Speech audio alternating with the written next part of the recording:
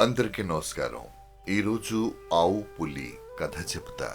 ఇది చిన్నప్పుడు మనం విన్న కథ కాదు, కాస్త భిన్నంగా ఉండే కథ. ఒకరోజు ఒక ఆవు గడ్డి మేయటానికి అడవిలోకి వెళ్ళింది. గడ్డి మేస్తూ ఉండగానే చీకటి పడిపోయింది. ఇంతలో ఒక పులి ఆవు వైపు పరిగెట్టుకుంటూ రావడంతో పులి నుండి తప్పించుకోవటం కోసం చెరువులో దూకేసింది. పులి కూడా ఆవుని పట్టుకోవాలని దాని వెనకే చెరువులో దూకేసింది. ఆవు ఈదుకుంటూ చెరువు మధ్యలోకి వెళ్ళింది. అక్కడ చాలా లోతైన బురద ఉంది. అందులో ఆవు పీకల వరకు కూరుకుపోయింది.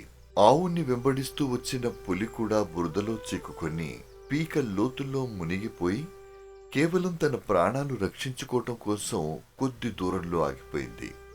ఈ స్థితిలో ఉన్న ఆ ఆవు పులి రెండు ఒకదానికి ఒకటి ఎదురెదురుగా కదల్లేని స్థితిలో ఉండిపోయాయి. అప్పుడు కాసేపటికి ఆవు పులితో అంది, నీకు ఎవరైనా యజమాని గాని గురువు గాని ఉన్నారా అని అడిగింది.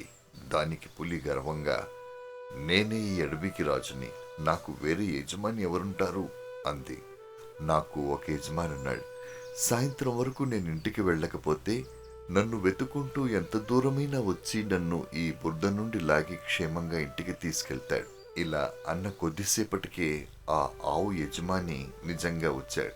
వచ్చి రాగానే ఆ ఆవుని గట్టిగా పట్టుకుని కష్టంగా ఆ బురద నుండి ఆవుని బయటికి లాగి తన ఇంటికి తీసుకెళ్లాడు. కావాలనుకుంటే ఆ ఆవు దాని యజమాని ఇద్దరూ కలిస్తే పులిని కూడా బయటికి లాగేవారు. కానీ అది వాళ్ల ప్రాణాలకు ముప్పు అని గ్రహించి ఆ పులిని బురదలో వదిలేసి వెళ్లిపోయారు.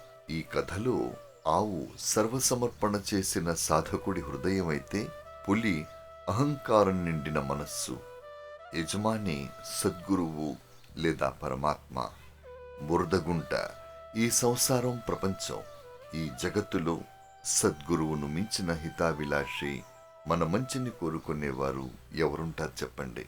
ఎందుకంటే వాళ్లే చాలా రూపాల్లో వచ్చి ఆయా సమయాల్లో మనల్ని నిరంతరం ఆపదల నుండి రక్షిస్తూ ఉంటారు. కాబట్టి పరమాత్మ, నువ్వే ఉన్నావు, అంతా నీ ఇష్ట ప్రకారమే జరుగుతుంది అని ఎప్పుడైతే అలా జీవిస్తామో ఆ పరమాత్మే మనల్ని ముందుకు నడిపిస్తాడు. ఆత్మీయ మిత్రులందరికీ నమస్సులతో మరొక తాత్వికమైనటువంటి భావతరంగంలో కలుద్దాం. నమస్తే.